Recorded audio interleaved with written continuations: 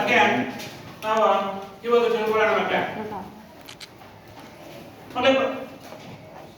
1947ರ ಹಿಂದೆ ಭಾರತ ದೇಶವನ್ನ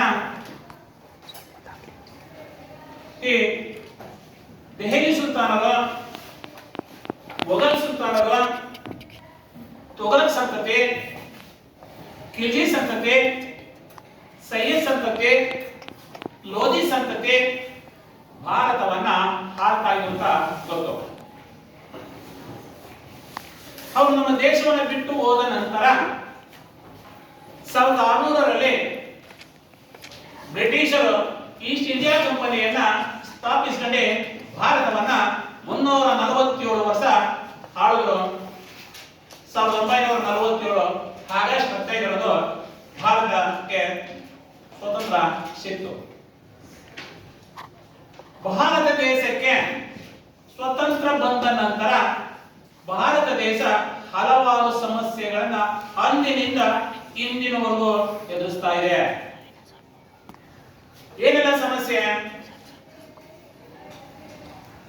ಭಾರತಕ್ಕೆ ನಿರಾಶ್ರಿತರ ಸಮಸ್ಯೆ ಹೆಚ್ಚಾಗಿತ್ತು. ಸಂಸ್ಥಾನಗಳನ್ನ ವಿಲೀನೀಕರಣ ಮಾಡುವಂಥದ್ದು. ಭಾರತ ದೇಶ ವಿಭಜನೆಯಾಯಿತು. ಭಾರತ ದೇಶ ಬಡ ರಾಷ್ಟ್ರವಾಗಿತ್ತು. ನಿರುದ್ಯೋಗ ಸಮಸ್ಯೆಯಲ್ಲಿ ಭಾರತ ದೇಶ ತುಂಬಿಕೊಳ್ಳುತ್ತಾ ಇತ್ತು. ಯಾವಾಗ? ಸ್ವತಂತ್ರ ಬಂದ ನಂತರ ಭಾರತ ದೇಶಕ್ಕೆ ಇಷ್ಟೆಲ್ಲಾ ಸಮಸ್ಯೆ ಇತ್ತು. ಅಂದ್ರೆ ನೋಡಿ, ಒಂದು ಕಾಲದಲ್ಲಿ ರಾಜರ ಆಳ್ವಿಕೆ ಇತ್ತು. ಒಂದು ಕಾಲದಲ್ಲಿ ರಾಜರ ಆಳ್ವಿಕೆ. ರಾಜ ಕೆರೆಗಳನ್ನ ಕಟ್ಟಿಸ್ತಾ ಇದ್ದ, ವ್ಯವಸಾಯಕ್ಕೆ ನೀರನ್ನು ಒದಗಿಸ್ತಾ ಇದ್ದ, ಕಂದಾಯವನ್ನು ವಸೂಲಿ ಮಾಡ್ತಾ ಇದ್ದ. ಕಂದಾಯ ವಸೂಲಿ ಮಾಡ್ಕೊಂಡೆ ಆ ಪ್ರಾಂತ್ಯವನ್ನ ಆಳ್ಕೊಂಡು ಹೋಗ್ತಾ ಇದ್ದ. ಹಾಗೆ ಯಾವ್ದಾಗಿತ್ತು? ಪ್ರಜಾಪ್ರಭುತ್ವ ಆಡಳಿತ ಇರಲಿಲ್ಲ. ರಾಜ ಸತ್ತ ನಂತರ ಅವನ ಮಗ ಆಳ್ವಿಕೆ ನಡೆಸ್ತಾ ಇದ್ದ. ಆ ರೀತಿ ಇತ್ತು. ಇದೆಲ್ಲ ಕೊನೆಗೊಂಡದ್ದು ಯಾವಾಗಪ್ಪ ಅಂತಂದ್ರೆ 1947 ಆಗಸ್ಟ್ 15ರಂದು. ಏನು? ಪ್ರತಿಯೊಬ್ಬರೂ ಅಧಿಕಾರವನ್ನ ನೀಡಬೇಕು. ಭಾರತ ದೇಶದಲ್ಲಿ ಎಷ್ಟು ಜನ ಪ್ರಜೆಗಳಿದ್ದಾರೋ ಆ ಪ್ರಜೆಗಳಿಗೆಲ್ಲ ಅಧಿಕಾರವನ್ನ ನೀಡಬೇಕು ಅನ್ನೋ ನಿಟ್ಟಿನಲ್ಲಿ ಈ ಕೆಲವು ಸ್ವತಂತ್ರ ಹೋರಾಟಗಾರರು ಬೇರೆ ಮೂಲಗಳಿಂದ ಅಂದ್ರೆ ಸಂಸ್ಥಾನಗಳನ್ನ ವಿಲೀನೀಕರಣ ಮಾಡುವುದರ ಮುಖಾಂತರ ಅಧಿಕಾರವನ್ನ ನೀಡುವುದಕ್ಕೆ ಪ್ರಾರಂಭ ಮಾಡ್ತಾರೆ. ಹಾಗಾದ್ರೆ ಸ್ವತಂತ್ರ ಬಂದ ನಂತರ ಭಾರತ ದೇಶದಲ್ಲಿ ಯಾವ ಸಮಸ್ಯೆಗಳಿಲ್ವಾ? ಇದೆಯಾ ಇಲ್ವಾ? ಸಮಸ್ಯೆಗಳು ಈಗಲೂ ತಾಂಡವಾಡ್ತಾ ಇದೆ. ಭ್ರಷ್ಟಾಚಾರ ಇದೆ, ಕೋಮುವಾದ ಇದೆ, ಪ್ರಾದೇಶಿಕತೆ ಇದೆ, ಅನಕ್ಷರತೆ ಇದೆ, ಮಹಿಳೆಯರ ಸ್ಥಾನಮಾನಕ್ಕೆ ಬಹಳ ಕುಂದುಕೊರತೆ ಇದೆ, ಆಮೇಲೆ ಲಾಭಕೋರತನ ಇದೆ, ಆರ್ಥಿಕ ಅಸಮಾನತೆ ಇದೆ. ಇಷ್ಟೆಲ್ಲ ಭಾರತ ದೇಶ, ಜನಸಂಖ್ಯಾ ಸ್ಫೋಟ, ಇಷ್ಟೆಲ್ಲ ಭಾರತ ದೇಶ ಅಂದಿನಿಂದ ಇಂದಿನವರೆಗೂ ಸಮಸ್ಯೆಗಳ ಸರಮಾಲೆ ಇದ್ದೇ ಇದೆ.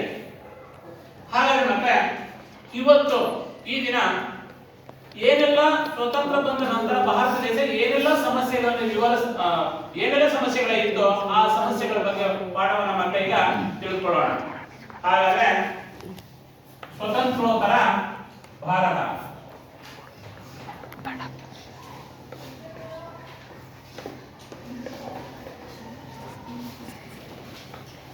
ಏನು ಸ್ವತಂತ್ರೋತ್ತರ ಭಾರತ? ಭಾರತ ದೇಶಕ್ಕೆ 1947ರಲ್ಲಿ ಇಂಗ್ಲೆಂಡಿನ governor general lord Mount baton ಅವರ ನೇತೃತ್ವದಲ್ಲಿ ಭಾರತ ದೇಶಕ್ಕೆ ಸ್ವತಂತ್ರ ಸಿಕ್ತು. ಭಾರತ ದೇಶಕ್ಕೆ ಸ್ವತಂತ್ರ ಸಿಕ್ಕಾಗ ಭಾರತ ದೇಶದಲ್ಲಿ 552 ದೇಶೀಯ ಸಂಸ್ಥಾನಗಳು ಭಾರತವನ್ನು ಆಳ್ತಾ ಇದ್ರು. ಎಷ್ಟು? ಯಾರು ಆಳ್ತಾ ಇದ್ರು? 552. ಇವರು ಯಾರು? ಪ್ರಾಂತ್ಯದ ರಾಜರು. ಯಾರ?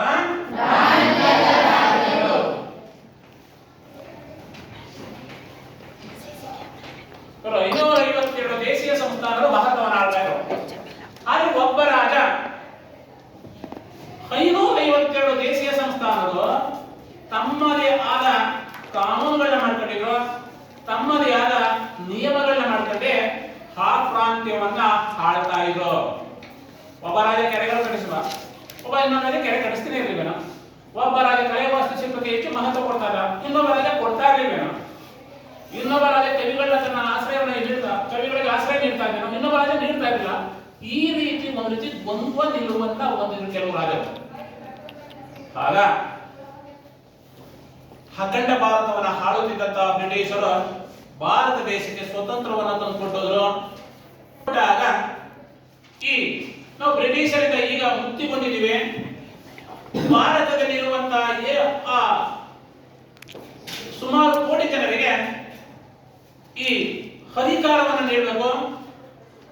ಭಾರತ ದೇಶ ದೊಡ್ಡ ಪ್ರಜಾಪ್ರಭುತ್ವದಲ್ಲಿ ಬಹಳ ದೊಡ್ಡ ರಾಷ್ಟ್ರವಾಗಿ ಗುರುತಿಸಿಕೊಳ್ಬೇಕು ಅನ್ನೋ ನಿಟ್ಟಿನಲ್ಲಿ ಅಂದಿನ ಉಕ್ಕಿನ ಮನುಷ್ಯ ಅಂತ ಕರೆಸ್ಕೊಂಡಿದ್ದಂತ ಗೃಹ ಮಂತ್ರಿಯಾಗಿದ್ದಂತ ಸಂಸ್ಥಾನಗಳ ವಿಲೀನಗಳನ್ನು ಮಾಡಿದಂತ ಸರ್ದಾರ್ ವಲ್ಲಭಾಯ್ ಪಟೇಲರು ಸಂಸ್ಥಾನಗಳ ವಿಲೀನಗಳನ್ನು ಮಾಡ್ತಾರೆ. ಯಾರ ಇವ್ರು ಯಾರು?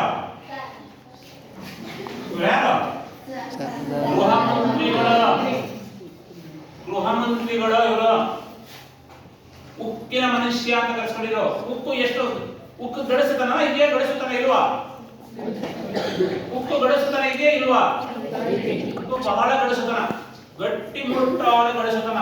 ಅಷ್ಟು ಈ ಉಕ್ಕಿನ ಅಷ್ಟು ಗಡಿಸುತ್ತಾನ. ಏನ್ ಇವತ್ತು ಉಕ್ಕು ಗಡಿಸುತ್ತಾನ ಬಂದಿದೆಯೋ ಅಂತ ವ್ಯಕ್ತಿ ಸರ್ದಾರ್ ವಲ್ಲಭಾಯ್ ಪಟೇಲರು 552 ದೇಶೀಯ ರಾಜರನ್ನ ಹೋಗ್ತಾರೆ. 552 ದೇಶೀಯ ರಾಜರನ್ನ ಮನವೊಲಿಸ್ತಾರೆ. ನೀವು ನಿಮ್ಮ ಪ್ರಾಂತ್ಯವನ್ನ ಭಾರತದ ಒಕ್ಕೂಟಕ್ಕೆ ವಿಲೀನಗೊಳಿಸಿ ಅಂತ ಕೆಲವು ರಾಜರು ಒಪ್ಕೊಳ್ತಾರೆ. ನಮ್ಮ ಪ್ರಾಂತ್ಯ ನನ್ನ ರಾಜ ಆಳ್ವಿಕೆಯನ್ನು ನಾನು ಕೊನೆಗೊಳಿಸ್ತೀನಿ, ನನ್ನ ಪ್ರಾಂತ್ಯವನ್ನು ಭಾರತದ ಒಕ್ಕೂಟಕ್ಕೆ ವಿಲೀನಗೊಳಿಸ್ತೀನಿ ಅಂತ. ಆಗ ಸರ್ದಾರ್ ವಲ್ಲಭಾಯ್ ಪಟೇಲ್ ಏನ್ ಮಾಡ್ತಾರೆ,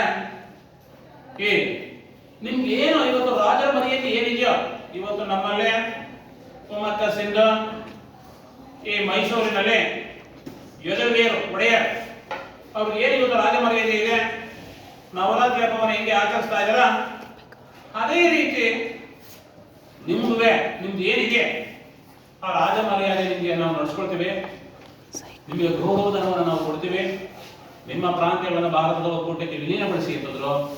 ಅದಕ್ಕೆ ಒಪ್ಪಿ ಭಾರತದ ಒಕ್ಕೂಟಕ್ಕೆ ವಿಲೀನಗೊಳಿಸ್ತಾರೆ. 3 ರಾಜರು ವಿಲೀನವನ್ನ ಗೊಳಿಸಲ್ಲ. ಮುಂದೆ ನೋಡುವ.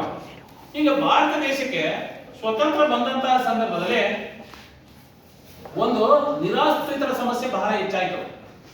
ಯಾಕೆ ನಿರಾಶ್ರಿತರ ಸಮಸ್ಯೆ ಹೆಚ್ಚಾಯಿತು? 1947ರಲ್ಲಿ ಭಾರತ ದೇಶಕ್ಕೆ ಸ್ವತಂತ್ರ ಬಂದಂತಹ ಸಂದರ್ಭದಲ್ಲಿ ಭಾರತ ದೇಶ ವಿಭಜನೆ ಆಯಿತು.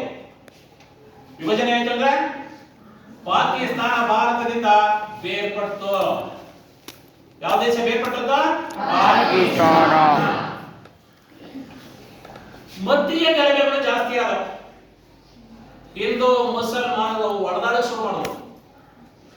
ಅಂತ ಸಂದರ್ಭದಲ್ಲಿ ಇಂಗ್ಲೆಂಡಿನ ಪ್ರಧಾನಿ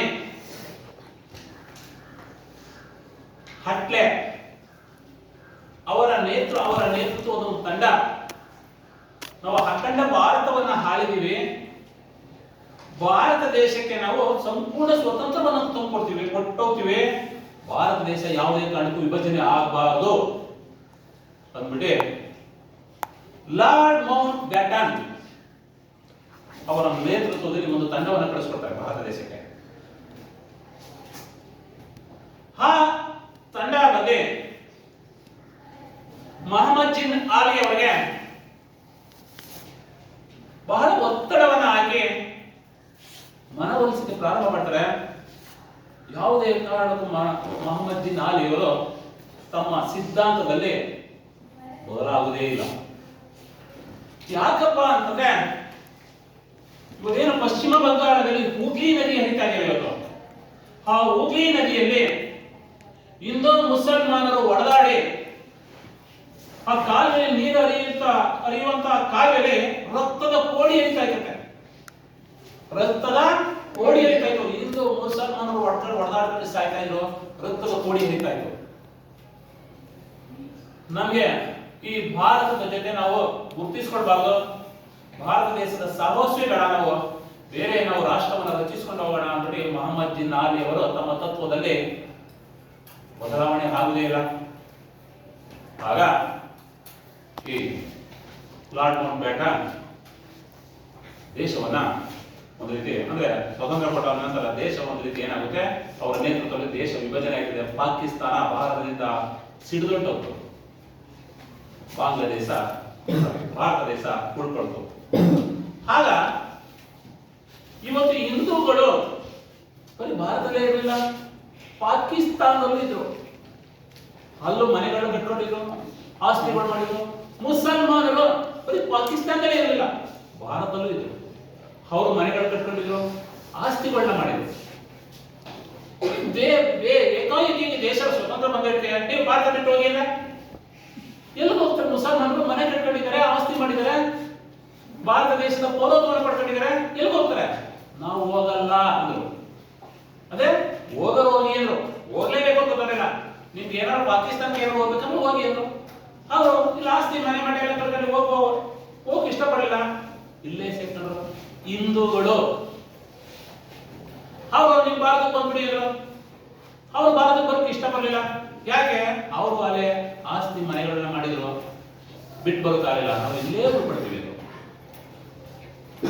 ಆಗ ಎಲ್ಲಿ ಭಾರತದಲ್ಲಿ ವಾಸವಾಗಿದ್ರು ಮುಸಲ್ಮಾನರು, ಹಿಂದೂಗಳು ಇಲ್ಲೇ ಉಳ್ಕೊಂಡ್ರು. ಪಾಕಿಸ್ತಾನದಲ್ಲಿ ಯಾವ ಹಿಂದೂ ಮುಸಲ್ಮಾನರು ಉಳ್ಕೊಂಡಿದ್ರು ಅವ್ರು ಅಲ್ಲೇ ಉಳ್ಕೊಂಡ್ರು. ಆದ್ರೆ ದೇಶ ಏನಾಯ್ತು? ದೇಶ ವಿಭಜನೆ ಆಯ್ತು, ಎರಡಾಯ್ತು. ಆಗ ಭಾರತ ಮತ್ತು ಪಾಕಿಸ್ತಾನ ಎರಡುವೆ ಭೌಗೋಳಿಕವಾಗಿ ಎರಡು ದೇಶಗಳು ವಿಭಜನೆ ಆದ ನಂತರ ನಮ್ಮ ರಾಜರು 557 ರಾಜರು ಹುಟ್ಟುತ್ತಾರೆ. ಆಗ ನಮ್ಮ ಭಾರತದ ಭೂಗಡಿ 32,87,263 ಚದರ ಕಿಲೋಮೀಟರ್. ಆಗ ಭಾರತ ದೇಶದಲ್ಲಿ ಉಳ್ಕೊಳ್ಳುವಂಥದ್ದು. ಆಗ ಕೆಲವರು ಹೊರಟೋದ್ರು, ಕೆಲವರು ಬಂದಿಲ್ಲ. ಕೆಲವರು ಬಂದಂತವ್ರಿಗೆ ಅವ್ರಿಗೆ ಉದ್ಯೋಗ ಕೊಡಬೇಕು, ಶಿಕ್ಷಣ ಕೊಡಬೇಕು, ಆರೋಗ್ಯ, ನಿರಾಶ್ರಿತರ ಮನೆ, ಆಸ್ಪತ್ರೆಗಳು ಏಕಾಏಕಿ ಬಂದ್ಬಿಟ್ರೆ ಅವ್ರಿಗೆಲ್ಲನೇ ಒದಗಿಸ್ಕೊಡ್ಬೇಕು. ಇದು ಭಾರತ ದೇಶಕ್ಕೆ ದೊಡ್ಡ ಸಮಸ್ಯೆ ಆಯ್ತು. ಇದು ನಿರಾಶ್ರಿತರ ಸಮಸ್ಯೆ ಅಂತ ಕರೀತಾರೆ. ಉದಾಹರಣೆ, ಈಗ ಚೀನಾ ಟಿಬೆಟ್ ಮೇಲೆ ದಾಳಿ ಮಾಡಿದಂತ ಸಂದರ್ಭದಲ್ಲಿ ಟಿಬೆಟ್ಟಿನ ಧರ್ಮಗುರು ದಲಾಯಿ ಲಾಮಾ ತನ್ನ ಸಹಚರರ ಜೊತೆ 80,000 ಜನರನ್ನ ಕರ್ಕೊಂಡು ಭಾರತ ದೇಶಕ್ಕೆ ಬಂದ್ಬಿಟ್ರು. ಎಷ್ಟು ಜನ? 80,000. ಅವತ್ತೇನಾರು ಟಿಬೆಟ್ಟಿನ ದಲಾಯಿ ಲಾಮಾ, ಟಿಬೆಟ್ಟಿನ ಧರ್ಮಗುರು ದಲಾಯಿ ಲಾಮಾ ಭಾರತಕ್ಕೆ ಬರದೇ ಹೋಗಿದೆ. ಚೀನಾ ಅವನನ್ನ ಸೆರೆ ಹಿಡಿದ್ಬಿಡ್ತಾ ಇದ್ದು, ಸೆರೆ ಹಿಡಿದೆ ಕೂಡಾಕ್ಬಿಡ್ತಾ ಇತ್ತು. ಅದಕ್ಕೆ ಅವರು ತಪ್ಪಿಸ್ಕಡೆ ಭಾರತ ಕೋರ್ಟ್ ಬಂದ್ಬಿಟ್ರು. ಭಾರತ ಬಂದಾಗ ಚೀನಾ ಭಾರತಕ್ಕೆ ವಾರ ಮಾಡ್ತು, ಅವನು ನನಗೆ ಶತ್ರು, ನನಗೆ ಒಪ್ಪಿಸ್ಬೇಕು ಅಂತ. ಯಾವುದು? ಚೀನಾ. ಟಿಬೆಟ್ಟಿನ ಧರ್ಮಗುರು ನನಗೆ ಶತ್ರು, ಅವನನ್ನು ಒಪ್ಪಿಸು ಅಂತ ಕೇಳ್ತು. ಆದ್ರೆ ಭಾರತ ನಿನಗೆ ಶತ್ರು ಆಗಿರ್ಬೋದ, ನನಗೆ ಅವನು ಮಿತ್ರ, ನನಗೆ ಒಪ್ಪಿಸಲಾಗದು. ಅಂದಿನಿಂದ ಇಂದಿನವರೆಗೂ ಚೀನಾ ಮತ್ತು ಭಾರತ ದೇಶದಲ್ಲಿ ವಿರಸ ಇದ್ದೇ ಇದೆ, ಸಂಘರ್ಷ ಇದ್ದೇ ಇದೆ. ಹಂಗೆ 80,000 ಜನ ಬಂದು ಭಾರತ ಬಂದ್ಬಿಟ್ರೆ 80,000 ಜನಕ್ಕೆ ಅವ್ರಿಗೆ ಆಸ್ತಿ ಹೆಂಗಾರ ಇರಲಿ, ಮನೆ, ವಸತಿ, ಆಸ್ಪತ್ರೆ, ಶಿಕ್ಷಣ, ಇದೆಲ್ಲ ಒದಗಿಸ್ಕೊಡ್ಬೇಕಾದ್ರೆ ಯಾರ ಕರ್ತವ್ಯ? ಭಾರತದ ಕರ್ತವ್ಯ. ಆಗ ಅವ್ರಿಗೆ ಮೈಸೂರಿನ ಬೈಲುಕುಪ್ಪೆ, ಯಾವ್ದ? ಬೈಲುಕುಪ್ಪೆ ನೋಡಿದ್ದೀರಾ? ಮೈಸೂರಿನ ಬೈಲುಕುಪ್ಪೆ ನೋಡಿಲ್ವಾ?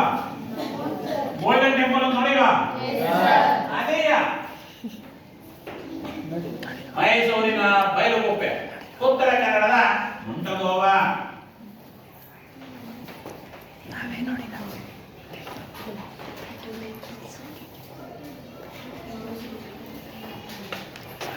ಭಾರತ ದೇಶ ಇಲ್ಲಿ ಅವರಿಗೆ ವಸತಿ ಸೌಕರ್ಯವನ್ನ ಕಲ್ಪಿಸಿಕೊಡ್ತದೆ. ನಿರಾಶ್ರಿತರ ಸಮಸ್ಯೆನ ಭಾರತ ದೇಶ ನಿವಾರಣೆ ಮಾಡ್ಕೋ. ಈಗಲೂ ಸಹ ಬಾಂಗ್ಲಾದೇಶದ ಒಂದು ಚಕ್ಮಾ ಜನಾಂಗ ಭಾರತ ದೇಶಕ್ಕೆ ವಲಸೆ ಬರ್ತಾನೆ ಇದ್ದಾರೆ. ಈ ರೀತಿಯಾಗಿ ಭಾರತ ದೇಶ ನಿರಾಶ್ರಿತರ ಸಮಸ್ಯೆಯನ್ನು ಏನ್ ಮಾಡ್ತೋ ನಿಭಾಯಿಸ್ತಾ ಹಂತ ಹಂತವಾಗಿ ನಿಭಾಯಿಸ್ತಾ ಹೋಗ್ತು. ಹೀಗೆ ಸ್ವತಂತ್ರ ಬಂದಾಗ ಕೆಲವು ಮತೀಯ ಗಲಭೆಗಳು, ಹಿಂದೂಗಳು ಕಂಡ್ರೆ ಮುಸಲ್ಮಾನರಿಗಾಗಲ್ಲ, ಮುಸಲ್ಮಾನರು ಕಂಡ್ರೆ ಕ್ರಿಶ್ಚಿಯನ್ಗಾಗಲ್ಲ, ಬೌದ್ಧರಿಗಾಗಲ್ಲ, ಜೈನರಿಗಾಗಲ್ಲ, ಸಿಖ್ಖರಿಗಾಗಲ್ಲ. ಈ ರೀತಿ ಮತೀಯ ಗಲಭೆಗಳಿದ್ದವು. ಈ ಮತೀಯ ಗಲಭೆಗಳು ಹೋಗಲಾಡಿಸೋದು ಹೇಗೆ ಅಂದ್ರೆ ಜನರಲ್ಲಿ ಅಂಧಕಾರ, ಕತ್ತಲೆ, ಮೂಢನಂಬಿಕೆ ಇತ್ತು. ಜನರಲ್ಲಿ ಕತ್ತಲೆ ಆವರಿಸ್ಬಿಟ್ಟಿತ್ತು. ಕತ್ತಲೆ ಅಂದ್ರೆ ಬೆಳಕಿತ್ತು. ಜನಗಳಲ್ಲಿ ಒಂದು ಸ್ಟಿಕ್ಕನ್ನ ಹೊಡೆದು ಮೂಢನಂಬಿಕೆಗೆ ಒಳಗಾಗ್ಬಿಟ್ಟಿದ್ರು. ಆ ಮೂಢನಂಬಿಕೆಯಿಂದ ಹೊರ ಬರಬೇಕು. ಹೊರ ಬರಬೇಕು ಅಂದ್ರೆ ಏನು ಅವ್ರಿಗೆ? ಬರೀ ಮಾತಿನಿಂದ ಹೇಳಿದ್ರೆ ಯಾರು ಬರಲ್ಲ. ಮಾತಿನಿಂದ ಹೇಳುವಂಗೆ ಬರುವಂಗೆ ಆಗ್ಬಿಟ್ಟಿದೆ. ಶಂಕರಾಚಾರ್ಯ, ರಾಮಾನುಜರು, ಮೀರಾಬಾಯಿ, ಗುರುನಾನಕರು, ಕಬೀರರು, ರಾಜಾರಾಮ್ ಅವರ, ಜ್ಯೋತಿರಾವ್ ಫುಲೆ, ಸ್ವಾಮಿ ದಯಾನಂದ ಸರಸ್ವತಿ, ನಾರಾಯಣ ಗುರು, ಇವರೆಲ್ಲ ಇದ್ರಲ್ಲ. ಅವ್ರು ಹೇಳಿದ ಮಾತ್ರ ಬಸವಣ್ಣನವರು, ಇವರೆಲ್ಲ ಇದ್ರಲ್ಲ. ಇವರೆಲ್ಲ ಹೇಳಿದಾಗ ಜನ ಏನೋ ಬದಲಾವಣೆ ಆಗ್ಬೇಕಾಯ್ತು. ಜನ ಬದಲಾವಣೆ ಆಗ್ತಾ ಇಲ್ಲ. ಬದಲಾವಣೆ ಆಗೋದು ಯಾರಿಂದ? ಶಿಕ್ಷಣದಿಂದ ಮಾತ್ರ ಜನ ಬದಲಾವಣೆ. ಶಿಕ್ಷಣವನ್ನ ನಾವು ದೊರಕಿಸಿಕೊಂಡು ಹೋದ್ರೆ ಇವತ್ತು ದೇಶನೂ ಅಭಿವೃದ್ಧಿ ಆಗಲ್ಲ, ಜನಗಳು ಸಹ ಏನಂತಾರೆ ಬದಲಾವಣೆ ಆಗಲ್ಲ. ಬಡವರಾಗಿ ಸರಿ ಹಿಂದುಳಿದಿರ್ತಾರೆ. ಇವತ್ತು ನೋಡಿ, ಕೆಲವು ಶಿಕ್ಷಣವನ್ನು ದೊರಕಿಸಿಕೊಂಡಿರೋರು ಹಿಂದೂಗಳು ಮುಸಲ್ಮಾನರ ಬಗೆಯಾಗಿದ್ದಾರೆ, ಮುಸಲ್ಮಾನರು ಕೆಲವು ಹಿಂದೂಗಳ ಬಗೆಯಾಗಿದ್ದಾರೆ. ಯಾವಾಗ ಅವರ ಮೂಢನಂಬಿಕೆ ಹೋಯ್ತು, ಮೂಢನಂಬಿಕೆ ಓದಕ್ಕೆ ಶಿಕ್ಷಣ ಅವ್ರಿಗೆ ಏನಾಯ್ತು ಸಹಕರಿಸ್ತು. ಈ ರೀತಿಯಾಗಿ ಮತೀಯ ಗಲಭೆಯನ್ನ ನಿವಾರಣೆ ಮಾಡಬೇಕು ಅಂತಂದ್ರೆ ಶಿಕ್ಷಣದಿಂದ ಮಾತ್ರ ಮತೀಯ ಗಲಭೆಗಳು ನಾವು ನಿವಾರಣೆ ಮಾಡಬೇಕು. ಹೊರತು ಯಾವುದರಿಂದ ಆಗಲ್ಲ ಅಂದ್ಬಿಟ್ಟು ಸರ್ಕಾರ ಸರ್ವ ಶಿಕ್ಷಣ ಅಭಿಯಾನದ ಅಡಿಯಲ್ಲಿ 6ರಿಂದ 14 ವರ್ಷದ ವಯಸ್ಸಿನ ಎಲ್ಲಾ ಮಕ್ಕಳಿಗೂ ಉಚಿತ ಕಡ್ಡಾಯ ಶಿಕ್ಷಣ, ನೀವು ಶಿಕ್ಷಣವನ್ನು ಪಡೆಯಲೇಬೇಕು, ನಿಮ್ಮ ಮೂಲಭೂತ ಹಕ್ಕು ಅಂತ ಸರ್ಕಾರ ಜಾರಿಗೆ ಮಾಡ್ತದೆ. ಯಾವಾಗ ಈ ಶಿಕ್ಷಣವನ್ನು ಪಡಿತಾ ಇದ್ರೋ ಸಮಸ್ಯೆಗಳಿಂದ ಈಗ ಹೊರಬರ್ತಾ ಇದೆ. ಹಾಗಾಗಿದ್ರೆ ಶಿಕ್ಷಣ ನೀವು ಪಡೆದೇ ಹೋಗಿದೆ, ಇಷ್ಟಕ್ಕೆ ಪ್ರಾಚೀನ ನಿಮ್ಮ ಹಿಂದಿನ ಕಾಲದಲ್ಲಿ ನಿಮ್ಮ ವಯಸ್ಸಿನೊಳಗೆ ಮದುವೆ ಮಾಡ್ತಾ ಇದ್ರು. ಈಗ ನೀವು ಮದುವೆ ಮಾಡೋದ್ರ ಆಗ್ತೀರಾ? ಇಲ್ಲ, ಆಗಲಾಗ್ತೀರಿ. ಯಾಕೆ? ನಿಮ್ಗೆ ಜ್ಞಾನ ಗೊತ್ತಾಗಿದೆ. ಈಗ ನಾನು ಇನ್ನೂ ಓದ್ಬೇಕು, ನನ್ನ ಕೆಲಸ ಸೇರ್ಕೋಬೇಕು, ನನಗೆ ಈಗ ಬೇಡ ಅಂತೀರಿ. ಈಗ ಆಗ ಮದುವೆ ಮಾಡ್ತೀನಿ ಅಂದ್ರೆ ಕೋಳಿ ಬಸ್ ನನಗೆ ತಲೆ ಒಪ್ಕೊಬಿಡು. ಯಾಕೆ? ಆ ಪದ್ಧತಿ ಇತ್ತು, ಅದು ಮಕ್ಕಳಿಗೆ ಶಿಕ್ಷಣ ಇರಲಿಲ್ಲ, ಅದಕ್ಕೆ ಒಪ್ಕೊಳ್ತಿದ್ರು. ಈಗ ಶಿಕ್ಷಣ ಗೊತ್ತಿರೋದ್ರಿಂದ ಸರ್ಕಾರ ಜಾರಿಗೆ ತಂದಿದೆ, 18 ವರ್ಷ ಒಳಗಡೆ ನಾವು ಯಾರು ಮದುವೆ ಆಗೋಷ್ಟಿಲ್ಲ, ಇದು ಅಪರಾಧ, ನೀನು ಏನಾರ ಮಾಡಿದ್ರೆ ನಾನು ಪೊಲೀಸ್ ಸ್ಟೇಷನ್ ಹೋಗಿ ಪೊಲೀಸರಿಗೆ ಹೇಳ್ಬಿಡ್ತೀನಿ ಅಂತ ನೀವೇ ಅಂತೀರಿ. ಶಿಕ್ಷಣ ಗೊತ್ತಿದ್ದ ಬಂದು ನೀವು ಹೇಳ್ತಿದ್ರಾ? ಹೇಳ್ತಿರ್ಲಿಲ್ಲ. ನಮ್ಮ ಅಪ್ಪ ಹೇಳ್ತು, ನಮ್ಮ ಹೇಳ್ತಿದ್ವು ಅಂತ ಆಗ್ಬಿಡುದು. ಅದಕ್ಕೆ ಪ್ರತಿಯೊಬ್ಬರಿಗೆ ಶಿಕ್ಷಣ ಪಡೆಯುವುದು ನಿಮ್ಮ ಮೂಲಭೂತ ಹಕ್ಕು. ಜನ್ಮ ಕೊಟ್ಟಿರೋ ನಿಮ್ಮ ಅಪ್ಪ ನಿಮ್ಮಮ್ಮ ಇರ್ಬೋದು, ಅವರ ಶಿಕ್ಷಣ ಪಡೆಯೋದು ಯಾರಕ್ಕೂ? ನೀವು ಇದನ್ನ ಯಾವ ಕಸಿದುಕೊಳ್ಳುವಂತಿಲ್ಲ. ಇದು ಈ ರೀತಿಯಾಗಿ ಹಂತವಾಗಿ ಮತೀಯ ಗಲಭೆಗಳನ್ನು ನಾವು ಏನ್ ಮಾಡ್ಬೋದು? ನಾವು ನಿವಾರಿಸ್ಕೊಂಡೆ ಹೋಗುವಂಥದ್ದು. ಈ ಮತೀಯ ಗಲಭೆಯನ್ನು ನಿವಾರಣೆ ಮಾಡಬೇಕಾದ್ರೆ ಬಹಳ ಸರ್ಕಾರ ದೊಡ್ಡ ಹರಸಾಹಸವನ್ನು ಮಾಡ್ತದೆ. ತುಂಬಾ ಕಷ್ಟ ಮತೀಯ ಗಲಭೆಗಳು. ನಿನ್ನೆ ಮತ್ತು ಎಲ್ಲರ ಅಲ್ಲಿ ಹಿಂದೂ ಮುಸಲ್ಮಾನರ ಗಲಭೆಯಾದಾಗ ನಿಯಂತ್ರಿಸಬೇಕಾದ್ರೆ ಎಷ್ಟು ಕಷ್ಟ ಇರ್ತದೆ. ಆ ಕಡೆಯವರು ರೆಡಿ ಆಗಿದ್ದಾರೆ ಹೊಡೆಯಕ್ಕೆ, ಈ ಕಡೆಯವರು ರೆಡಿ ಆಗಿರ್ತಾರೆ. ಯಾರು ಗಲಾಟೆ ಮಾಡ್ಕೊಂಡಿದ್ರೆ ಮಧ್ಯದಲ್ಲಿ ಯಾವ ಏನು ತಪ್ಪು ಮಾಡಿರೋ ಹೋಗ್ತಾಗ ಅವ್ನು ಹುಡ್ಬಿಡ್ತಾರೆ ಆ ಕಡೆ. ಇದು ವಾಸ್ತವವಾಗಿ ನಡೀತಾ ಬಂತು. ಇದನ್ನು ನಿಯಂತ್ರಿಸಬೇಕು. ಮತ್ತೆ ಈಗ ನಿವಾರಣೆ ಆಗಬೇಕು. ನಿವಾರಣೆ ಆಗಬೇಕು ಅಂದ್ರೆ ಶಿಕ್ಷಣದಿಂದ ಮಾತ್ರ ಅನ್ನೋದು ಆ ಸಮಸ್ಯೆಯನ್ನ ಏನ್ ಮಾಡ್ತೋ ನಿವಾರಣೆ ಮಾಡ್ಬೇಕಾಗುತ್ತೆ. ನೆಕ್ಸ್ಟ್ ಇನ್ನೊಂದೇನು, ಸ್ವತಂತ್ರ ಬಂದ್ಬಿಟ್ಟು ಭಾರತ ದೇಶಕ್ಕೆ ಬ್ರಿಟಿಷರು ಓಡ್ಬಿಟ್ರು, ಭಾರತವನ್ನ ಬಿಟ್ಟೆ. ಅವರು ಅವತ್ತು ಹೋಗ್ತಿರ್ಲಿಲ್ಲ. 1947 ಭಾರತ ದೇಶಕ್ಕೆ ಅವರು ಸ್ವಾತಂತ್ರ್ಯವನ್ನು ಕೊಡ್ತಾ ಇರಲಿಲ್ಲ. ಮಹಾತ್ಮ ಗಾಂಧಿಯವರ ನೇತೃತ್ವದಲ್ಲಿ ಹೋರಾಟವನ್ನು ಮಾಡದೆ ಹೋಗಿದ್ರೆ ಭಾರತ ದೇಶಕ್ಕೆ ಅವತ್ತು ಸ್ವತಂತ್ರ ಸಿಗ್ತಾ ಇರಲಿಲ್ಲ. ಮಗ ಗಾಂಧೀಜಿ ಪಾಪ ಬಹಳ ಹೋರಾಟ ಮಾಡಿ, ಅಹಿಂಸಾ ಮಾರ್ಗದಿಂದ ಹೋರಾಟ ಮಾಡಿ, ಬಹಳ ಉಪವಾಸ ಸತ್ಯಾಗ್ರಹ ಮಾಡಿ, ಆ ಉಪವಾಸ ಸತ್ಯಾಗ್ರಹದಿಂದ ಅವರು ಎದುರಿಸಿ ಸ್ವತಂತ್ರ ಕೊಟ್ಟರೆ ಹೊರತು ಯಾವುದೇ ಕಾರಣಕ್ಕೆ ಬ್ರಿಟಿಷರನ್ನು ಭಾರತ ದೇಶದ ಸ್ವತಂತ್ರವನ್ನು ಕೊಟ್ಟಾಗ. ಹಾಗಾಗಿದೆ ತೀವ್ರವಾದ ಮಂದಗಾಮಿಗಳು ಹೋರಾಟ ಮಾಡಿದ್ರು, ತೀವ್ರಗಾಮಿಗಳು ಹೋರಾಟ ಮಾಡಿದ್ರು, ಕ್ರಾಂತಿಕಾರಿಗಳು ಹೋರಾಟ ಮಾಡಿದ್ರು. ಗಾಂಧಿ ಯುಗದಲ್ಲಿ ಸ್ವತಂತ್ರ ಸಿಕ್ಕಿದೆ. 1857 ಇಸ್ವಿಯಲ್ಲಿ ಹೋರಾಟ ಮಾಡೋಕೆ ನಮಗೆ ಕೊಟ್ಟಿರೋದು ಯಾವಾಗ? 1947 57 ಪ್ರಾರಂಭವಾದಕ್ಕೆ 1947 ಕೊಟ್ಟರು. ಅದಕ್ಕೆ ನಮಗೆ ಸ್ವತಂತ್ರ ನೀಡಬೇಕಾದ್ರೆ ನಮಗೆ ಎರಡು ಒಂದು ಕಾರಣಗಳಾದವು. ಒಂದು ಏನಪ್ಪಾ ಅಂದ್ರೆ ದೇಶೀಯ ಭಾಷೆಯಲ್ಲಿ ಪತ್ರಿಕೆಗಳನ್ನು ಬರೆದು, ಕರ್ನಾಟಕದಲ್ಲಿ ಕನ್ನಡ ಭಾಷೆಯಲ್ಲಿ ಪತ್ರಿಕೆಯನ್ನು ಬರೆದು, ಆಗ ಕನ್ನಡ ಭಾಷೆಯಲ್ಲಿ ಪತ್ರಿಕೆಗಳು ಬಂದಾಗ ನಾವು ಓದ್ತು. ನಮ್ಮ ದೇಶವನ್ನು ಬ್ರಿಟಿಷರು ಆಳ್ತಾರಲ್ಲ, ಏಕೆಂದ್ರೆ ನಮ್ಮಲ್ಲೇ ಪ್ರಶ್ನೆಗಳು ಮೂಡಿದ ನಾವು ಹೋರಾಟ ಮಾಡಬೇಕು ಅಂತ ಆಗ ಜನಗಳಲ್ಲಿ ಜಾಗೃತರಾಗಬಹುದು.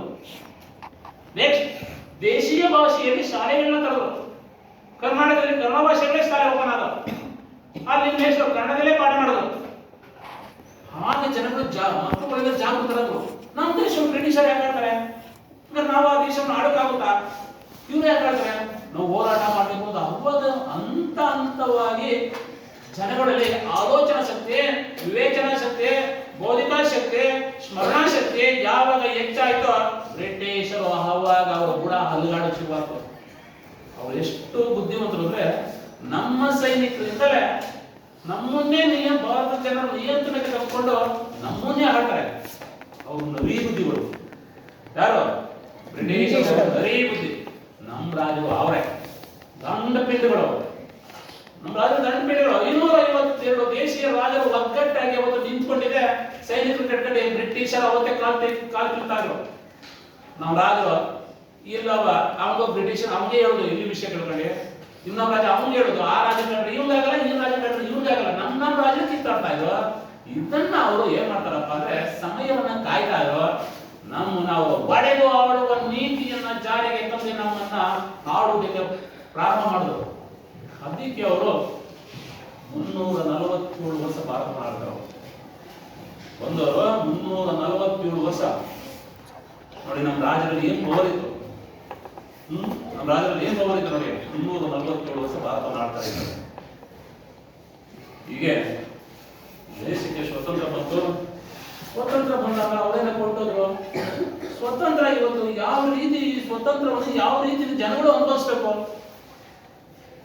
ಇವತ್ತೆಲ್ಲ ಸ್ವತಂತ್ರವನ್ನು ಅನುಭವಿಸ್ತಾ ಇದ್ರೆ ಅನುಭವಿಸ್ತಾ ಇಲ್ವಾ? ಅನುಭವಿಸ್ತಾ ಇದ್ದೀವಿ. ಇವತ್ತು ಅನುಭವಿಸೋಕೆ ಇವತ್ತು ನಮ್ಮ ಕಾನೂನುಗಳು ನಮಗೆ ಪರವಾಗಿದೆ. ಆ ಕಾನೂನುಗಳು ನಮ್ಮ ಪರ ಇಲ್ಲ ಹೋದ್ರೆ 100% ನಾವು ಸ್ವತಂತ್ರವನ್ನು ನಾವು ಅನುಭವಿಸೋಕೆ ಆಗ್ತಾ ಇರಲಿಲ್ಲ. ಸ್ವತಂತ್ರ ಅನುಭವ ಆಗ್ತಾ ಇರಲಿಲ್ಲ. ಪ್ರಾಚೀನ ಕಾಲದಲ್ಲಿ ಹೆಣ್ಮಕ್ಳಿಗೆ ಸ್ವತಂತ್ರನೇ ಇಲ್ಲ. ಸ್ವತಂತ್ರ ಬಂದ್ರು 47ರಲ್ಲಿ ಹೆಣ್ಮಕ್ಳಿಗೆ ಸ್ವತಂತ್ರ ಇರಲಿಲ್ಲ. ಮಾರುಗೋಡಿಯಲ್ಲೇ ಇರಬೇಕಾಗಿತ್ತು, ಅಡುಗೆ ಮಾಡ್ಕೊಂಡೇ ಇರಬೇಕಾಗಿತ್ತು, ಮುಸರೆ ತಿಕ್ಕಂಡೇ ಇರಬೇಕಾಗಿತ್ತು, ಗಂಡ ಏನ್ ಹೇಳ್ದಂಗೆ ಹೇಳ್ಬೇಕಾಗಿರ್ಬೇಕಾಗಿತ್ತು. ಈಗ ಏನಾಗಿದೆ? ನೀವು ನಿಧಾನಕ್ಕೆ ಶಿಕ್ಷಣವನ್ನು ಪಡ್ಕೊಂಡ್ರಿ. ಶಿಕ್ಷಣವನ್ನು ಪಡ್ಕೊಂಡು ಏನಾಗಿದೆ? ಈಗ ನಮ್ಮ ಹಕ್ಕು, ನಮ್ಮ ಹಕ್ಕನ್ನ ಯಾರ ಕಿತ್ಕೊಂಡು ನಮ್ಮ ಮೇಲೆ ಅಧಿಕಾರವನ್ನು ಚಲಾಯಿಸ್ತಾರೋ ನಮಗೆ ಈಗ ಏನಾಗಿದೆ? ಅತ್ತೆ ಮೇಲೆ, ಮಾವನ ಮೇಲೆ, ಗಂಡನ ಮೇಲೆ ಅಧಿಕಾರವನ್ನು ಚಲಾಯಿಸ್ತಾ ಇದ್ದೀರಿ. ಯಾವಾಗ? ಶಿಕ್ಷಣದಿಂದ ಮಾತ್ರ. ನಿಮ್ಮ ಮೂಲಭೂತ ಹಕ್ಕುಗಳು ನಿಮ್ಗೆ ಯಾವಾಗ ಸಿಕ್ಕೋ, ಯಾವಾಗ ನೀವು ಪಡ್ಕೊಂಡ್ರಿ ನಾನು ಸ್ವತಃ ದುಡಿಯಬಲ್ಲೆ ಅನ್ನೋದು ನಿಮ್ಗೆ ಯಾವಾಗ ಆ ವ್ಯಾಮೋಹ ಬಂತು. ಈಗ ಮೂಢನಂಬಿಕೆಗಳು, ಕೆಲವು ವಿಚಾರಗಳು ನಿಮ್ಗೆ ಯಾವಾಗ ತಿಳಿದುವ ಅವೆಲ್ಲ ನಿಧಾನವಾಗಿ ಹಂತ ಹಂತವಾಗಿ ಹೊರಟವು. ಹೀಗೆ ಭಾರತ ದೇಶಕ್ಕೆ ಸ್ವತಂತ್ರ ಬಂತು. ಭಾರತ ದೇಶವನ್ನ ಆಳ್ಬೇಕು. ಯಾರು ಆಳ್ತಾರೆ? ಆ ದೇಶದ ಮೊದಲ ಪ್ರಧಾನಿ ಯಾರ? ದೇಶದ ಮೊದಲ ಪ್ರಧಾನಿ ಯಾರ?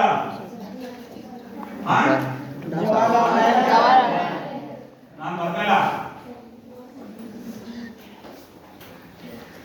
ಅಂದಿನ 1947 ದೇಶಕ್ಕೆ ಭಾರತಕ್ಕೆ ಸ್ವತಂತ್ರ ಬಂದಂತಹ ಸಂದರ್ಭದಲ್ಲಿ ಜವಾಹರ್ಲಾಲ್ ನೆಹರು ಪ್ರಪ್ರಥಮವಾಗಿ ಪ್ರಧಾನಿಯಾಗಿ ಅಧಿಕಾರವನ್ನು ವಹಿಸಿಕೊಳ್ತಾರೆ. ಹಾಗೆಲ್ಲ ಬಹಳ ಕಷ್ಟ ಇತ್ತು. ಕೈಗಾರಿಕೆಗಳಿರಲಿಲ್ಲ, ತಿನ್ನಕ್ಕೆ ಆಹಾರ ಇರಲಿಲ್ಲ, ಸರಿಯಾಗಿ ಕುಡಿಯಕ್ಕೆ ನೀರಿರಲಿಲ್ಲ, ವಸತಿ ಸೌಕರ್ಯ ಎಲ್ಲ ಬಹಳ ಸಮಸ್ಯೆ ಇತ್ತು. ಭಾರತ ದೇಶವನ್ನ ಬಡ ರಾಷ್ಟ್ರದಿಂದ ಶ್ರೀಮಂತ ರಾಷ್ಟ್ರ ಆಗಿ ಮಾಡಬೇಕು. ಅದಕ್ಕೆ ನೆಹರು ಪಾತ್ರನೂ ಇದೆ. ಒಂದು ಸ್ವಲ್ಪ ನೆನಪು ನೆಹರು ಪಾತ್ರನೂ ಇದೆ. ಹೇಗಿದೆ? ರಷ್ಯಾ ದೇಶದಿಂದ ಅಂದ್ರೆ ಆ ದೇಶದಿಂದ ತಂದಿಲ್ಲ, ರಷ್ಯಾ ದೇಶದ ಮಾದರಿಯನ್ನು ಅನುಸರಿಸಿತು. ಏನು? 1951 ಇಸ್ವಿ ಪಂಚವಾರ್ಷಿಕ ಯೋಜನೆಯನ್ನು ಜಾರಿಗೆ ತಂತು. 1951 ಏನ ಪಂಚವಾರ್ಷಿಕ ಯೋಜನೆ. ಪಂಚವಾರ್ಷಿಕ ಯೋಜನೆಯಿಂದ ರಷ್ಯಾ ದೇಶ ಬಲಿಷ್ಠ ರಾಷ್ಟ್ರವಾಗಿ ರೂಪುಗೊಂಡಿತ್ತು.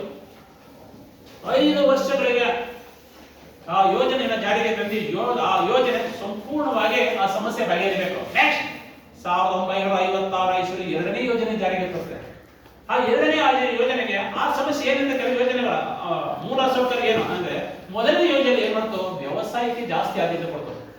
ವ್ಯವಸಾಯಕ್ಕೆ ಏನು ಆದ್ಯತೆ ಕೊಡೋದು? ಡ್ಯಾಮ್ಗಳು ಕಟ್ಟೋದು, ಡ್ಯಾಮ್ಗಳ ನೀರನ್ನು ಸಂಗ್ರಹಿಸುವುದು, ನೀರನ್ನು ಸಂಗ್ರಹಿಸಿ ವ್ಯವಸಾಯಕ್ಕೆ ನೀರನ್ನು ಕೊಡೋದು, ಕೈಗಾರಿಕೆಗೆ ನೀರನ್ನು ಕೊಡೋದು. ಆಗ ವ್ಯವಸಾಯಕ್ಕೆ ನೀರು ಕೊಟ್ರೆ ರೈತರು ಬೆಳೆಗಳನ್ನ ಬೆಳೀತಾರೆ, ಆಹಾರದ ಸಮಸ್ಯೆ ನೀಗ್ತದೆ. ಒಂದು ನಿಟ್ಟಿನಲ್ಲಿ ವ್ಯವಸಾಯಕ್ಕೆ ಆದ್ಯತೆ ಕೊಡ್ತು. ಎರಡನೇದು 56ರಲ್ಲಿ ಕೈಗಾರಿಕೆಗೆ ಕೊಡ್ತು. ಬೆಳೆದಂತಹ ವಸ್ತುಗಳನ್ನ ಕೈಗಾರಿಕೆಗಳಲ್ಲಿ ಸಿದ್ಧಪಡಿಸಬೇಕು. ಅಂದ್ರೆ ಕಚ್ಚಾ ವಸ್ತುವನ್ನ ಸಿದ್ಧ ವಸ್ತುವನ್ನಾಗಿ ಮಾಡುವುದಕ್ಕೆ 1956 ಇಸ್ವಿಯಲ್ಲಿ ಎರಡನೆಯ ಆದ್ಯತೆಯನ್ನ ಕೈಗಾರಿಕೆ ಕೊಡ್ತು. ಈ ರೀತಿಯಾಗಿ ಹಂತವಾಗಿ ಭಾರತ ದೇಶ ಪಂಚವಾರ್ಷಿಕ ಯೋಜನೆ ಅಡಿಯಲ್ಲಿ ಭಾರತ ದೇಶ ಹಂತವಾಗಿ ಅಭಿವೃದ್ಧಿಗೊಳ್ತಾ ಬಂತು. ಎಲ್ಲಾ ರಾಷ್ಟ್ರಗಳು ಭಾರತ ದೇಶವನ್ನು ಗುರುತಿಸ್ತಾ ಇದ್ದಾರೆ. 47ರಲ್ಲಿ ಸ್ವತಂತ್ರ ಬಂದಿದೆ. ಅಮೆರಿಕ, ರಷ್ಯಾ ಎರಡು ಕಿತ್ತಾಟ. ಅದನ್ನ ಶೀತಲ ಸಮಾನ ಅಂತ ಕರೀತಾರೆ, ಕೋಲ್ಡ್ ವಾರ್ ಅಂತ ಕರೀತಾರೆ, ಶೀತಲ ಸಮಾನ. ಆದ್ರೆ ರಷ್ಯಾ ಭಾರತ ದೇಶಕ್ಕೆ, ರಷ್ಯಾ ಭಾರತ ಎರಡು ಮಿತ್ರ ರಾಷ್ಟ್ರಗಳು, ಮಿತ್ರತ್ವವನ್ನು ಹೊಂದಿದ್ದು, ಬಾಂಧವ್ಯವನ್ನು ಹೊಂದಿದ್ದು. ಅವತ್ತೇನಾದ್ರೆ ನನ್ನ ಮಿತ್ರ ರಾಷ್ಟ್ರ ಅಮೆರಿಕ, ರಷ್ಯಾ ಎರಡು ಕಿತ್ತಾಡ್ತವೆ ಬಿಟ್ಟು ಏನಾರು ಭಾರತ ರಷ್ಯಾಕ್ಕೆ ಏನಾರು ಬೆಂಬಲ ನೀಡಿದ್ರೆ, ಬೇರೊಂದು ರಾಷ್ಟ್ರಗಳು ಅಮೆರಿಕಕ್ಕೆ ಬೆಂಬಲ ನೀಡಿದ್ರೆ ಮೂರನೇ ಮಹಾಯುದ್ಧ ಆಗೋಗ್ತಾಯಿತ್ತು. ಮೂರನೇ ಮಹಾಯುದ್ಧ ಆಗಿದೆ, ನಾವ್ಯಾರು ಬದುಕ್ತಾ ಇರಲಿಲ್ಲ. ಅದಕ್ಕೆ ಭಾರತ ದೇಶ ಅವರವರೇ ಕಿತ್ತಾಡ್ಕೊಂಡು ಅವರೇ ಸುಳ್ಳಾಗ್ತಾರೆ. ಅಂದ್ರೆ ಭಾರತ ದೇಶ ಯಾವ ರಾಷ್ಟ್ರಗಳಿಗೆ ಬೆಂಬಲ ನೀಡಿದರೆ ಅಲಿಪ್ತ ನೀತಿಯನ್ನು ಅನುಸರಿಸ್ತಾ ಇತ್ತು. ಯಾವ ನೀತಿ? ಅಲಿಪ್ತ ನೀತಿಯನ್ನು ಅನುಸರಿಸ್ತಾ ಇತ್ತು. ಅಲಿಪ್ತ ನೀತಿಯನ್ನು ಅನುಸರಿಸ್ತಾ ಇತ್ತು. ಯಾವ ದೇಶಕ್ಕೂ ಬೆಂಬಲ ಕೊಡಿಲ್ಲ. ಕಿತ್ತಾಡ್ಕೊಂಡು ನೀವೇ ಹೊಡೆದಾಡ್ಕೊಂಡು ನೀವೇ ಸುಳ್ಳಾಗಿ ನಾನು ಮಧ್ಯದಲ್ಲಿ ಬಂದ್ರೆ ಜಗಳ ಏನಾಗುತ್ತೆ? ಇನ್ನೂ ಜಾಸ್ತಿ ಆಗುತ್ತೆ. ನಮ್ಗೆ ಹೋಗ್ಲಿಲ್ಲ, ಅವತ್ತು ನೆಹರು ಆ ಕೆಲಸ ಮಾಡಲಿಲ್ಲ. ಅವತ್ತು ವಿದೇಶ ನೀತಿಯ ರೂವಾರಿ ಆದ್ರು ಯಾರು? ಜವಾಹರ್ಲಾಲ್ ನೆಹರು ಅವರು. ಬೇರೆ ಬೇರೆ ರಾಷ್ಟ್ರಗಳ ಜೊತೆ ಬಾಂಧವ್ಯವನ್ನು ಇಟ್ಕೊಳ್ತಾ ಬಂದ್ರು. ಹೀಗೆ ಭಾರತ ದೇಶ ಹಂತವಾಗಿ ಬಡ ರಾಷ್ಟ್ರವಾಗಿ ಹೊರ ಹೋಗ್ತಾ ಬಂತು. ಬಡ ರಾಷ್ಟ್ರವೇನಾಯ್ತು? ಆದ್ರೆ ಜನಗಳಿಗೆ ಅಧಿಕಾರ ಕೊಡಬೇಕು. ಯಾವ ರೀತಿ ಅಧಿಕಾರ ಕೊಡಬೇಕು? ಪ್ರತಿಯೊಬ್ಬರು 18 ವರ್ಷ ತುಂಬಿದ ವಯಸ್ಕರು ಪ್ರತಿಯೊಬ್ಬರು ಮತದಾನ ಮಾಡಬೇಕು. ಭಾರತ ದೇಶ ದೊಡ್ಡ ಪ್ರಜಾಪ್ರಭುತ್ವ ರಾಷ್ಟ್ರ, ಪ್ರಜೆಗಳೆಲ್ಲರೂ ಅಧಿಕಾರವನ್ನು ಪಡೆಯುವ ಅನ್ನೋ ನಿಟ್ಟಿನಲ್ಲಿ 1946 ಇಸ್ವಿಯಲ್ಲಿ 1946ರಲ್ಲಿ ಸಂವಿಧಾನ ರಚನಾ ಸಮಿತಿಯನ್ನು ರಚಿಸ್ತಾರೆ. ಸಂವಿಧಾನ ರಚನಾ ಸಮಿತಿ.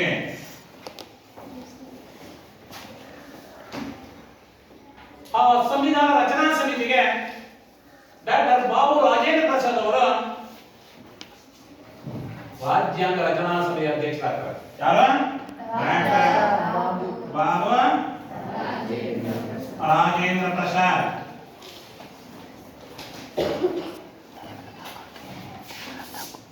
ಯಾರು? ರಾಜ್ಯಾಂಗ ರಚನಾ ಸಭೆಯ ಅಧ್ಯಕ್ಷರು.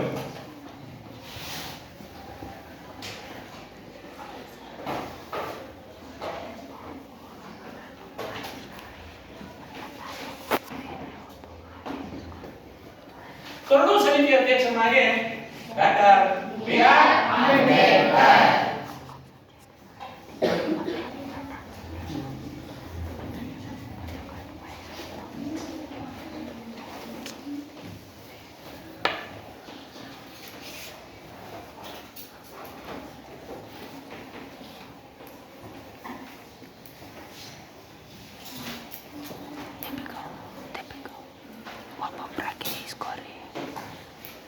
Doctor B R.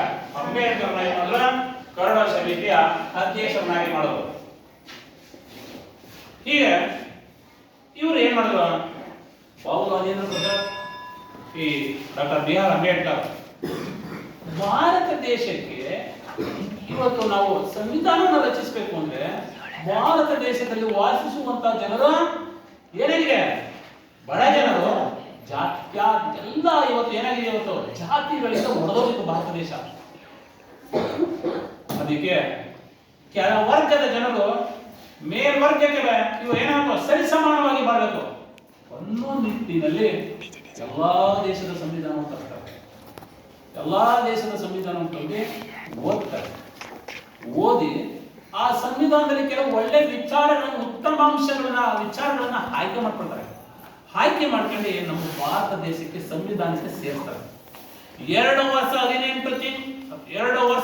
ತಿಂಗಳು 11 ದಿವಸ ಸಂವಿಧಾನ ರಚನೆ ಆಗಿದೆ. ಎಷ್ಟು?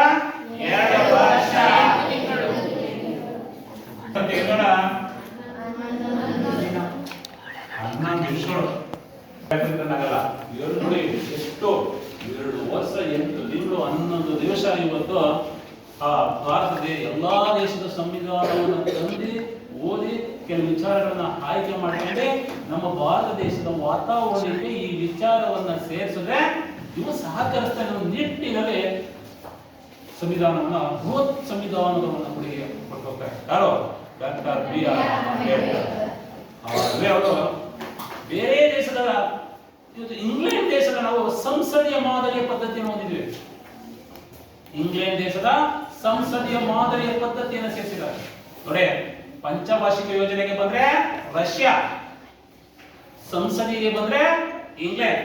ಏನು ಸಂಸದೀಯ ಮಾದರಿ ಪದ್ಧತಿ ಅಂದ್ರೆ ಏನು? ಸಂಸದೀಯ ಮಾದರಿ ಪದ್ಧತಿ ಅಂದ್ರೆ ಏನು? ಭಾರತದಲ್ಲಿ ಇವತ್ತು ರಾಷ್ಟ್ರಪತಿ ಯಾರು? ದ್ರೌಪದಿ ಮುರ್ಮು. ಬೆಂಗಳೂರಲ್ಲಿ ಚುಂಚುಕುಪ್ಪಿ ಅಧ್ಯಕ್ಷರು ಯಾರು? ಇವತ್ತು ಗ್ರಾಮ ಪಂಚಾಯತಿಯಿಂದ ಹಿಡಿದು ಅತ್ಯುನ್ನತ ರಾಷ್ಟ್ರಪತಿ ಉನ್ನತ ಹುದ್ದೆಯವರು ಇವತ್ತು ಚುನಾವಣೆಯ ಮುಖಾಂತರವೇ ಗುರುತಿಸಿಕೊಳ್ತಾರೆ. ಇದು ಪ್ರಜಾಪ್ರಭುತ್ವ. ಆದರೆ ಇಂಗ್ಲೆಂಡ್ ಅಲ್ಲಿ ಅರೆ ಪ್ರಜಾಪ್ರಭುತ್ವ. ಅರೆ ಪ್ರಜಾಪ್ರಭುತ್ವ ಅಂದ್ರೆ ಸಂಸದರಿಗೆ ಮಾತ್ರ ಚುನಾವಣೆ ನಡೀತಿದೆ, ಅಧ್ಯಕ್ಷರಿಲ್ಲ. ಅಂದ್ರೆ ಇವತ್ತು ಏನು ದ್ರೌಪದಿ ಮುರ್ಮು ಇದ್ದಾರಲ್ಲ, ಅವ್ರಿಗೆ ಚುನಾವಣೆ ಇಲ್ಲ. ಚುನಾವಣೆ ಇಲ್ಲ. ಹಾಗಾದ್ರೆ ಯಾರು? ರಾಜವಂಶದವರೇ ಆಳ್ತಾ ಬರ್ತಾರೆ. 1ನೇ ರಾಣಿ, 2ನೇ ರಾಣಿ, ಅವಳ ಸತ್ಯ 3ನೇ ರಾಣಿ, ಅವಳ ಸತ್ಯ 4ನೇ ರಾಣಿ. ಹಿಂಗೆ ರಾಣಿ ವಂಶ ಪಾರಂಪರ್ಯ ಆಡಳಿತ ಇದೆ. ಆದ್ರೆ ಆ ಒಂದು ಸಂಪೂರ್ಣ ನಮ್ಮ ಭಾರತದ ದೇಶ ಸಂವಿಧಾನಕ್ಕೆ ಅನುಸರಿಸಲಿಲ್ಲ. ಬರೀ ಸಂಸದರು ಮಾತ್ರ ತಗೊಂಡ್ರು, ಅಧ್ಯಕ್ಷರಿಲ್ಲ. ಈ ರೀತಿಯಾಗಿ ಭಾರತ ದೇಶಕ್ಕೆ ಡಾಕ್ಟರ್ ಬಿ.ಆರ್. ಅಂಬೇಡ್ಕರ್, ಬಾಬು ರಾಜೇಂದ್ರ ಪ್ರಸಾದ್ ನೇತೃತ್ವದಲ್ಲಿ ಬೃಹತ್ ಒಂದು ದೊಡ್ಡ ಸಂವಿಧಾನವನ್ನು ನೀಡುವುದು. ಜಾತ್ಯತೀತ ರಾಷ್ಟ್ರ, ಸಮಾಜವಾದ, ರಾಜಕೀಯವಾಗಿ, ಶೈಕ್ಷಣಿಕವಾಗಿ, ಆರ್ಥಿಕವಾಗಿ ತಮ್ಮ ಅಭಿವ್ಯಕ್ತಿಯನ್ನ, ತಮ್ಮ ಅಭಿಪ್ರಾಯವನ್ನ ವ್ಯಕ್ತಪಡಿಸುವುದಕ್ಕೋಸ್ಕರ ಡಾಕ್ಟರ್ ಬಿ.ಆರ್. ಅಂಬೇಡ್ಕರ್ ನಮಗೆ ನ್ಯಾಯಾಂಗ ವ್ಯವಸ್ಥೆಯಲ್ಲಿ ಅವಕಾಶವನ್ನು ಕಲ್ಪಿಸಿಕೊಟ್ಟರು. ಪ್ರತಿಯೊಬ್ಬ ಪ್ರಜೆಯು ಭಾರತದಲ್ಲಿ ಸುಖವಾಗಿ ಬದುಕಬೇಕು, ಪ್ರತಿಯೊಬ್ಬರು ನ್ಯಾಯ ಸಿಗಬೇಕು, ಬಡವರು ಸಿಗಬೇಕು, ಶ್ರೀಮಂತರು ಸಿಗಬೇಕು ಅನ್ನೋ ನಿಟ್ಟಿನಲ್ಲಿ ಡಾಕ್ಟರ್ ಬಿ.ಆರ್. ಅಂಬೇಡ್ಕರ್ ನಮಗೆ ಸಂವಿಧಾನವನ್ನು ನಮಗೆ ನೀಡಿ ಹೋದರು. ಕೇಳಿಸ್ತಾ? ಇಲ್ಲಿವರೆಗೆ ಈ ಕ್ಲಾಸ್ ನಾವು ತಿಳ್ಕೊಂಡ ಮುಂದಿನ ತರಗತಿಯಲ್ಲಿ ಮುಂದಿನ ಭಾಗದ ಬಗ್ಗೆ ತಿಳ್ಕೊಂಡ. ಈ ಭಾಗದ ಬಗ್ಗೆ ಒಂದೆರಡು ಕ್ವಶನ್ಗಳು ಕೊಡ್ತೀನಿ, ನೀವು ಮನೆಗೆ ಉತ್ತರವನ್ನ ಬರ್ಕೋಬೇಕು. ಬರ್ಕೋತೀರಾ?